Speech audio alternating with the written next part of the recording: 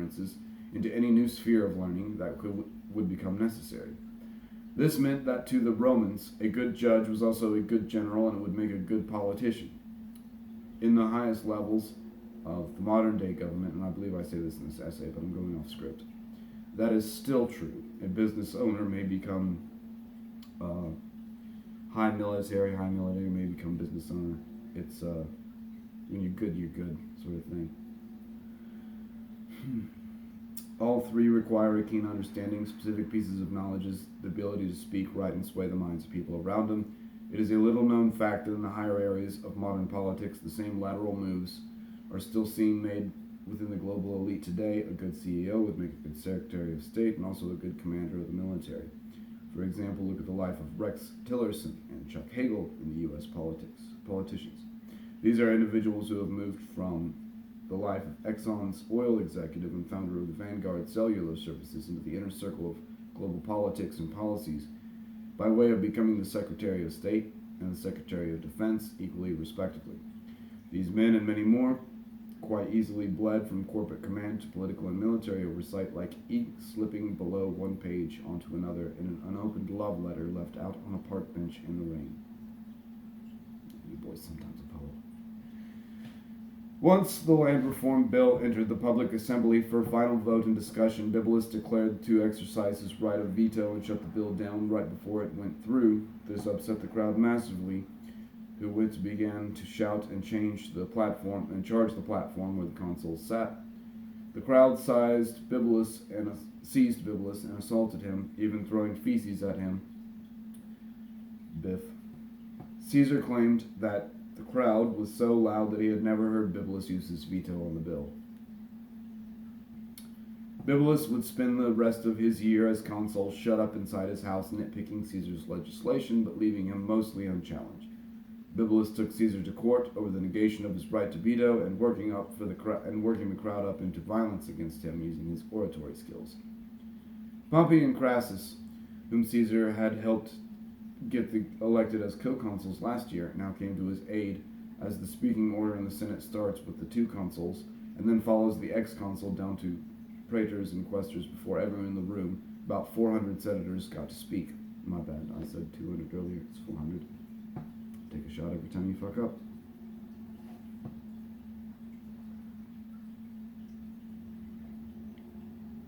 Is that what I've been doing with my whole life? Pretty much.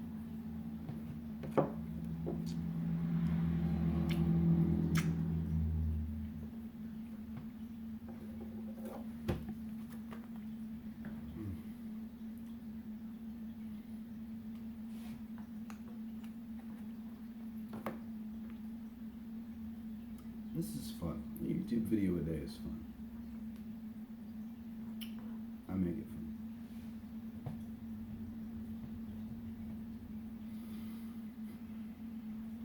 If someone filibustered or spent too long talking in the Senate, then most of the individuals on the Senate did not get a chance to weigh in with the words and were only represented by a collective vote and backroom deals. This helped swing this shifted legality in Caesar's favor and added more shame to Bibulus's name.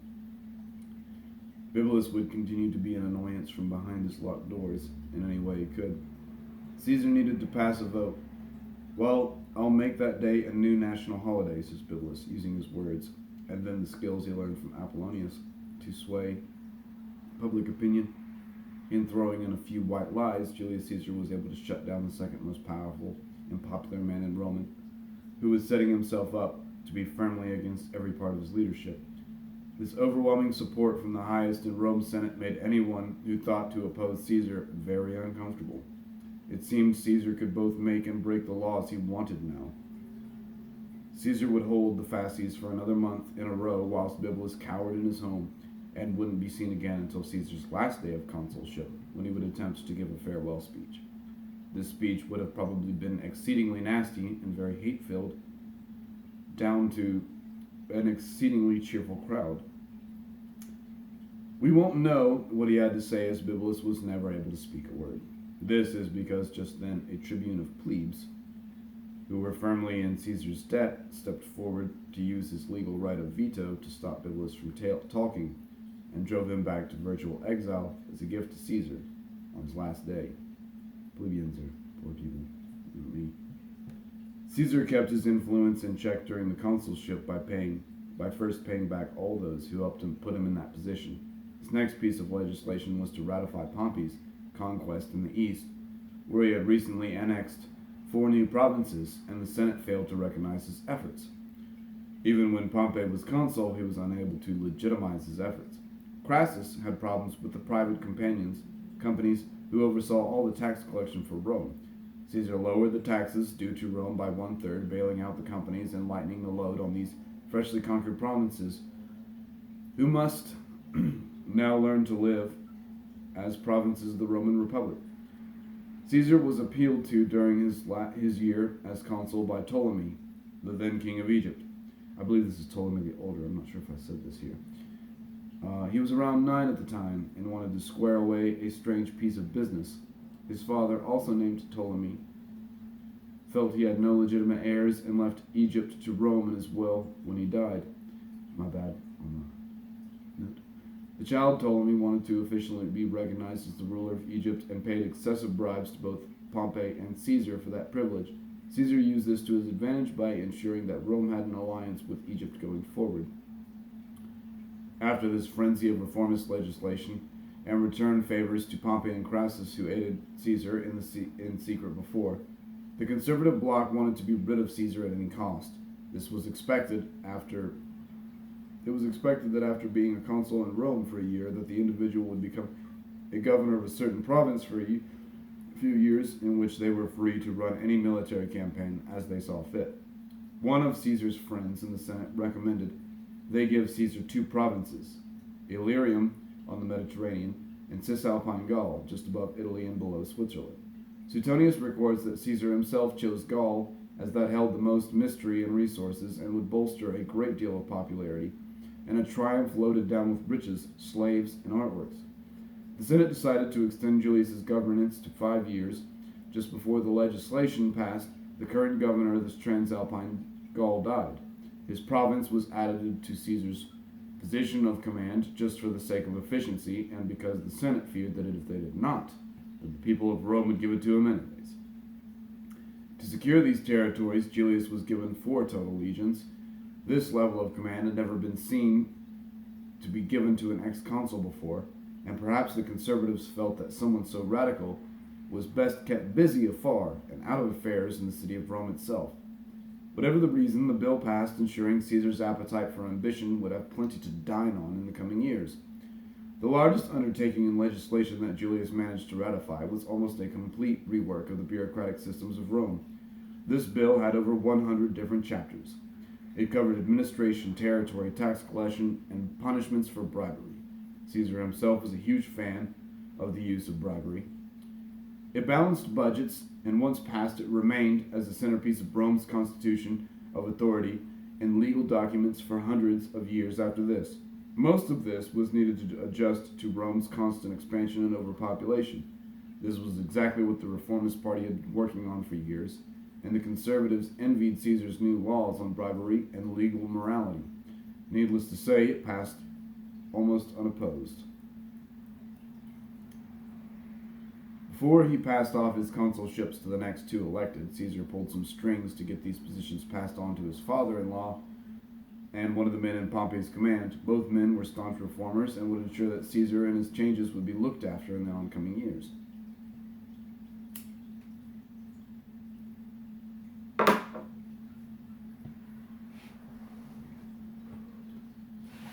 The sources for our information have so far been Suetonius and some indexing of other writers of the time by Tacitus's record. This part of the chronology of Julius Caesar we are able to enter into his own writings. If the conservatives sought to influence the Romans away from Caesar's reformist and radical ways, then they failed entirely by underestimating the genius of this man. It is at this time, when Caesar ended his consulship, having taken over the highest office in Rome, that he left Italy with 4 legions and began his governorship in Gaul.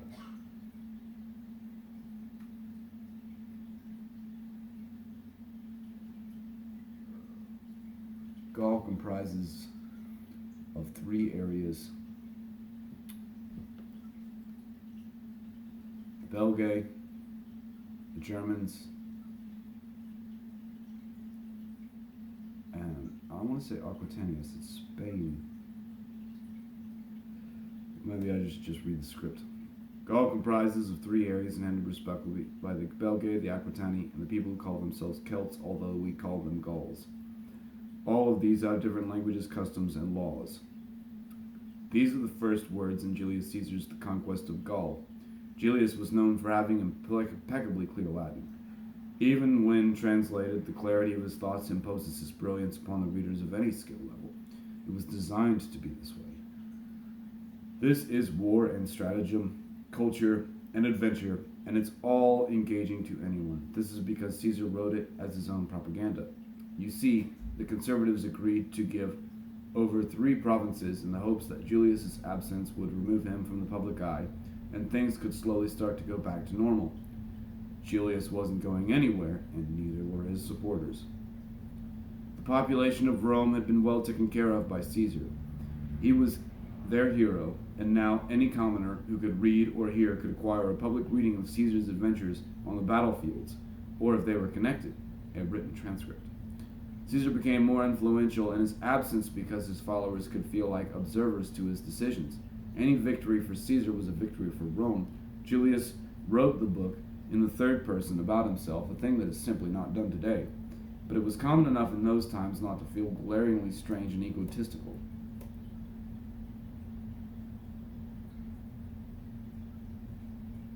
That would sound like, I, Julius, did read an essay. No, it wouldn't sound like it. It'd sound like Julius Black read this essay, and Julius Black did this, and Julius Black did that. But it would be me speaking, so it would be weird.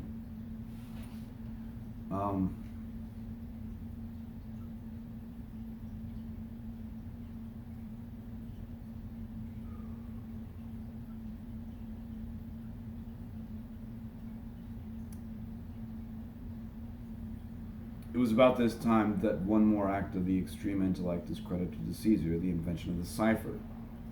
I love ciphers. The very first cipher ever invented is called the Caesar cipher. Julius, who had whole legions of men marching around France, Germany, and Italy, which was then called Gaul, and he needed to command them from on far. Messages were always running on the road and rode as fast as possible behind several enemy territories. Attacks times, battlefield formations, summons, retreats, weaknesses, and strengths were available to anyone who could read the foreign languages if they captured a messenger, and that happened quite as often as you would expect. For that reason, you'd send out multiple messengers. Caesar is credited as being the first person to think his way around this setback by taking the Latin alphabet and sharing a key number with your recipient, which can be held in the head of the individual writing and not on paper. You could disguise your message behind the garbled text. It's not entirely unsolvable, but by the time the enemy has solved the message, the tactical advantage had long since expired. And as a footnote, it took 800 years to crack the Caesar cipher. An Arabian mathematician discovered how to do that. I'd love to write an essay on the cipher, but let's continue the essay. It's long enough as is. As an example, take this message in English. Yeah, this is more of a text thing now, isn't it? And let's say the number is 5, that's the key. And that means that any message by looking at the alphabet going forward or backward 5 letters in that alphabet and replacing the letter with that constant shift, every letter shifts by that constant, the message can be decoded. Caesar always looks for the advantage, was the message that I encoded above. This practice of encoding messages would become standard practice for militaries across the world for the rest of human history, and the method of Caesar's cipher would last for 800 years until an Arabian mathematician discovered that every language has a fingerprint of sorts, and then that fingerprint can lead you to the key number of the cipher. Take your language, take any sample of the writing in it, and count all the letters. Now plot them onto a bar graph based on frequency. You should see that in English, the letter E is by far the most commonly used letter. Now find the most commonly used letter in the ciphertext. What are the chances that letter correlates to E? How many letters Y is that shift, I is the next one. You can find the difference between E and I and therefore crack the code. That number is probably the key, and now the Caesar cipher has been broken. The Gauls never found their way around this code, and if they could not torture the information out of Caesar's messengers, then they couldn't intercept his legion's plans, only delay them by capturing or killing as many messengers as they could. Caesar would send out multiple messengers at a time. This allowed Caesar unparalleled coordination across vast distances during the 8 years of his campaign.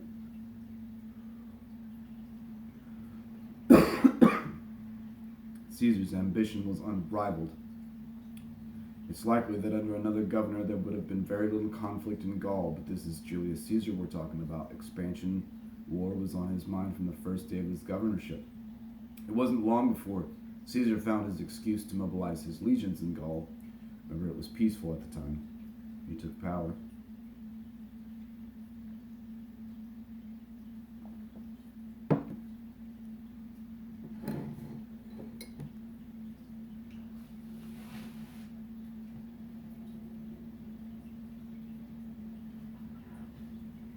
It was the Swiss, then called the Helvetii, that had a population issue. The Helvetii were sandwiched in the Alps, and they still are today, between the vast mountains, and there were too many of them for the local resources to sustain. The Helvetii vowed to mobilize into the territory of the Celts. In order to ensure a successful conquest, the Helvetii burned their own houses in Switzerland and moved out. That was a method of motivation. It was a bad idea. Along the Helvetii's path lay a single strip of land in Transalpine Gaul that they must cross at a bridge. Caesar erected a wall and held the Helvetii there with his 20,000 men. The Helvetii formally requested to cross Roman territory, and Caesar refused. Caesar had mustered up 2 additional legions out of his own finances, and this was his excuse to go to war. He took it. The Helvetii marched off, yet some Gallic tribes with alliances from Rome asked Caesar for help, having seen this display of power. Julius gladly tracked the migrant army and attacked at night while they attempted to cross the river. Cornering them at a hill, Julius called upon his second in command, Labienus, to take the top of the hill and press the attack down while Caesar pressed them with the rest of his legions towards the hill's base. There was a misobservation from his scouts, and nothing happened. Caesar marched to resupply at a nearby town for that next day, but was attacked by the Helvetii, who were joined by 2 Gallic tribes. Caesar's first military campaign placed his army outnumbered 3-1. After a hard day of fighting, Caesar lost 5,000 men, a fourth of his total forces. Unexpectedly, the Helvetii surrendered to Caesar.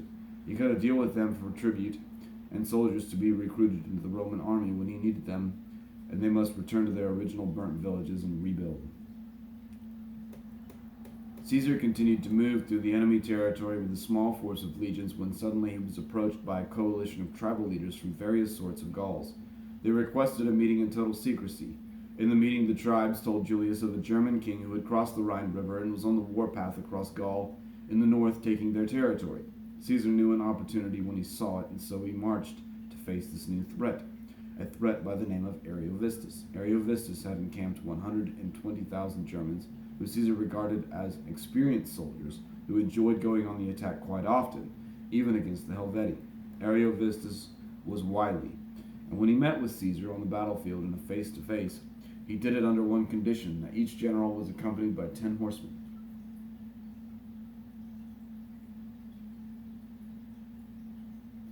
All of Caesar's horsemen were Gauls, and Caesar, fearing a trap, replaced them with Romans in Gallic clothing. Julius asked Ariovistus to return across the Rhine and stop his conquest. Ariovistus called Julius out for hypocrisy. "You are free to run your conquest as you see fit, and so am I. Many politicians in Rome would appreciate me if I killed you here and now." He declared, knowing full well Caesar's pretenses for being in Gaul were not altruistic, but ambition incarnate.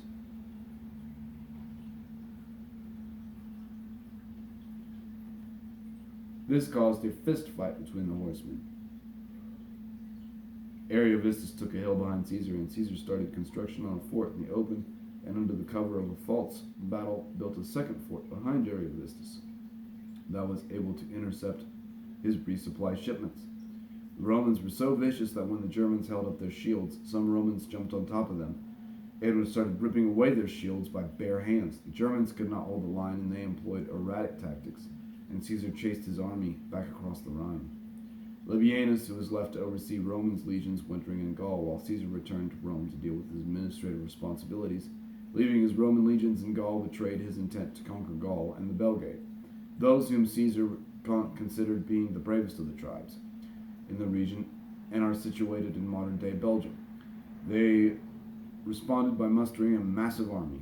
In the spring, Caesar brought back 2 more legions, giving him a total of 8 and around a max of 40,000 men. The Belgae boasted a number of fighters at 70,000. Caesar took a river with a single bridge and posted a fort on the other side of the bridge, and then he had time to build trenches around his legions and post Roman scorpions on either side. Scorpions are industrial-sized crossbows that fire javelins the size of a pool stick with extremely high velocity. These were capable of piercing frontline attackers and sticking the ones behind them to the others in rank.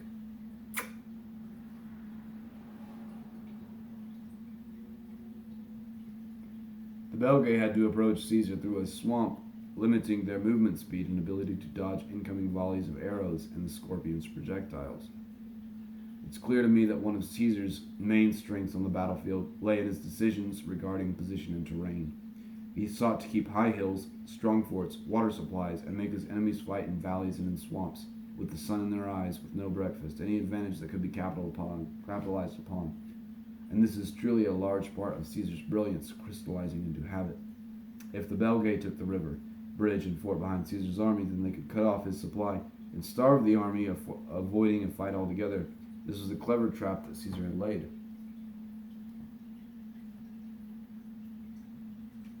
Inside that fort were 3,000 of Caesar's best men. The Belgae took the bait and attempted the river's crossing. Caesar sent his cavalry and slaughtered 10,000 of them as they attempted to exit from the river's grasp. This caused a panic amongst the leaders of the Belgae, who had no singular commander. They simply left and went home. Labienus caught a few of the tribes on retreat and killed them all. Caesar took his opportunity to extend himself deeper into Gaul and move on Belgium itself.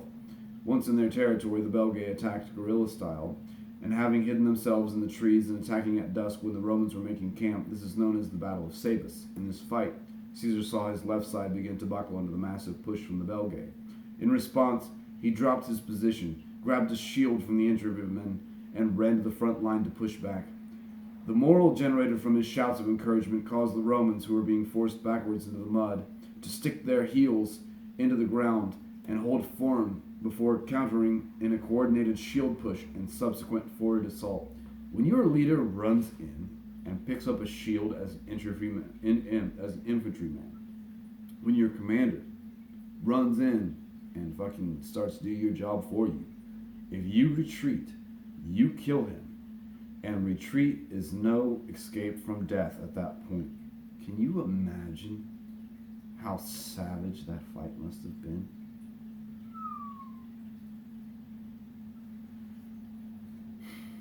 The left side of the battle held less Belgae, and the Romans were able to push them into a full-on retreat and wrap around to help out the right, just as the Belgae and Caesar's shield push was in danger of failing. Caesar refuses to record his own total in losses here.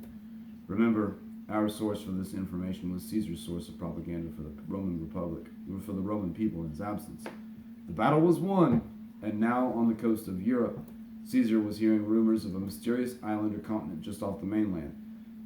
Caesar wanted to continue making a name for himself and would do many things in the future that we might consider overkill. Yet let him be the first to have accomplished or have gone somewhere new. One of Rome's legions, staying in the conquered Belgae territory, had some messengers taken hostage by the seafaring Gallic tribe known as the Aquitani. These are the Spanish. And the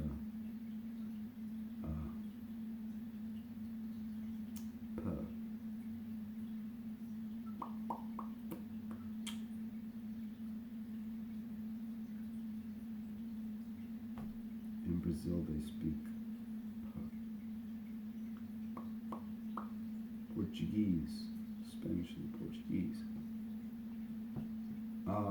Here was Caesar's opportunity to secure the coast in case he needed to investigate that mysterious island. He ordered the building of ships along the river that leads to France's coast in the Aquitanes territory. Then he marched for war. Roman ships are light vessels, built for speed and ramming. The tips of the wooden ships are pointed and coated in metal for piercing enemy hulls. The boats have small sails and are propelled by several oars. When the Aquitani heard that Caesar had mobilized his army and was nearing their towns, the Aquitani boarded their large vessels, sea vessels, and put out to watch as Caesar burned their homes and villages to the ground. They had expected this. What they did not expect was for Roman ships to suddenly appear on the water behind them. The Aquitani ships were built for trade on the Atlantic Sea with high hulls and large sails, while the Roman ships dealt with light winds in the Mediterranean. There was no competition. The Romans could not ram the larger vessels, and having higher hulls opened the Romans to being fired upon from above before they could climb aboard. The Romans are nothing if not quick-witted. They fashioned hooks and grabbed hold of the enemy's ships' sails, tearing them down and stranding the vessels at sea. The Aquitani surrendered after the loss of their whole fleet. Caesar had every tribal leader killed and sold the rest of the tribe into slavery. Erasing the Aquitani from history was a harsh consequence for taking a few Roman prisoners. Caesar's ambitions had just turned into full-on justification of a mass genocide. In Caesar, we have seen a skilled orator, someone who could move the emotions of a person like dials on an oven, an underdog who rose to the highest seat of political power within the law. We've seen someone who does not shy away from adversity but uses it to his advantage, such as shutting Bibulus away behind his own hatred and chasing armies 3 times his size out of others' territories as a result. In this next section, let's continue to summarize Caesar's life and discuss some of the darker traits that begin to display themselves as ambitions abscess into lust for power that not even the known world could satiate. Reasons for Caesar's negative mental health. And if you, the good viewer, will indulge me, I'm going to refill my shot glass and take a piss. Enjoy the scenery.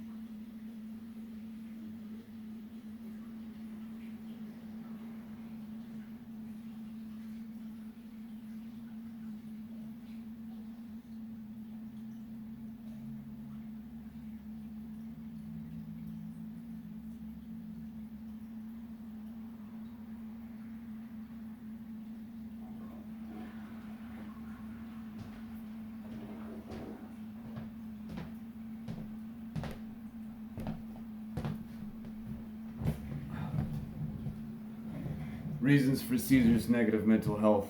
When the coast submitted, Caesar set out to discover the mysterious island or continent off the edge of the known world. Rumors of a vast assortment of wealth spilled from the Gauls whenever there was talk of that place. Pearls supposedly lined the beaches in order to secure the proper validation from the Senate for its exploitation. Caesar writes that those who live on the island were sending aid to the Belgae, the nearest tribe. They took the thin justification as there was a great deal of national curiosity about this blank part of the map where no ink had ever dried, and no Roman had ever returned. While Caesar was preparing his Mediterranean ships to depart, a group of Germans began to cross the Rhine and harass the Gauls. The German invaders were actually fleeing other, more war-minded German tribes and were seeking new farmlands.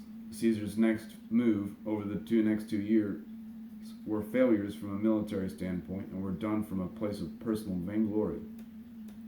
First, Caesar had to deal with the invading Germans. Caesar chased them back across the Rhine and crafted a bridge across that ferocious river in only 10 days. That was an exceptional feat of construction. Oh, I could talk about bridge building over rivers for quite some time, but needless to say, fuck. Caesar goes into great detail over the construction of the bridge, and then he chases the Germans to the other side of the river before turning back and burning the bridge. Caesar did all of this in order to be known as the first Roman governor to lead an army over the Rhine. Then Caesar took his army and placed them in their boats and sailed for the rumors of the new island. The Atlantic was harsh on his Mediterranean boats, and half his troops were blown back to where they started. These ships included his entire cavalry. The island was real enough. There, out there in the fog, stood a massive chalk-white cliffs 100 meters high in some places. Upon those cliffs stood an army painted in bright blue war paint and arrayed in strange, wide chariots. These were the cliffs of Dover, and this was the first time the Romans ever learned about the native Britons. Caesar sailed until he found a place without these cliffs, and here the Romans' courage buckled as they dropped into the waters to fight their way onto the beach. Caesar spent 2 months here, and eventually had to retreat as no other boats arrived to back him up. Caesar galvanized the Britons into a coalition prepared to fight the invading Romans. Caesar would be back next year, and the Britons would be ready, having formed an alliance of tribes under one leader, Cassivellaunus. Next year, Caesar would build ships after the Aquitani fashion, and would invade with 27,000 Romans. Time for a shot.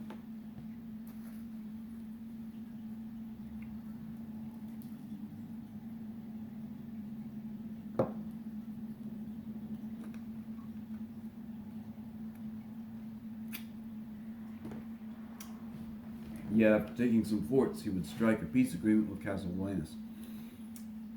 The whole maneuver was a publicity stunt,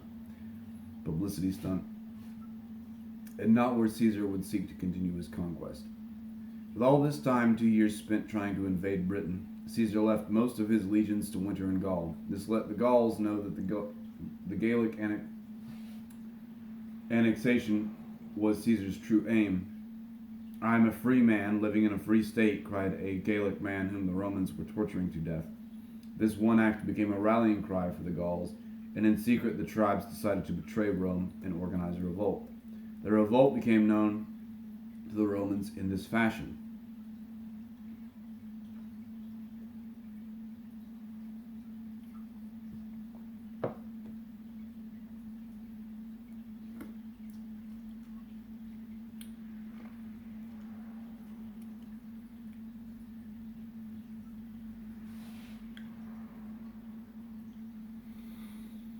Caesar had 8 legions in different permanent forts all across ancient France to sit with various tribes. In one of these forts were 2 commanders, Cotta and Sabinus. When the Romans were out foraging for food and cutting trees for wood, then did some Gauls attack by surprise and kill